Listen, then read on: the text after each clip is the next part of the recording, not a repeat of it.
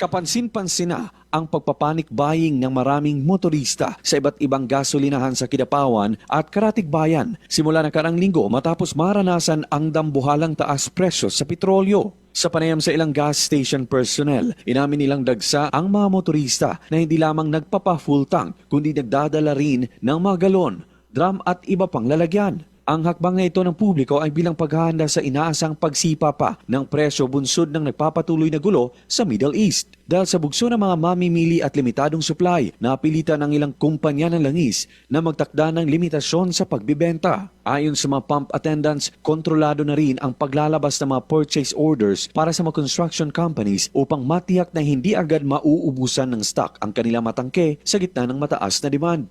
Ma'am. Daghan man nagnita og kanang mga sa volume pero wala na makatagi kay wala mga stock ba.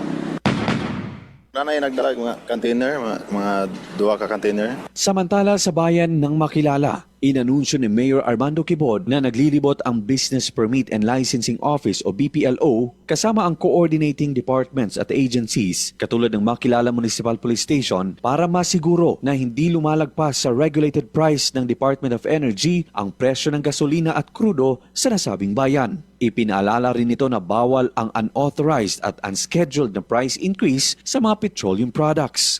Luigi Alan Tutor, NDBC, Bida Balita.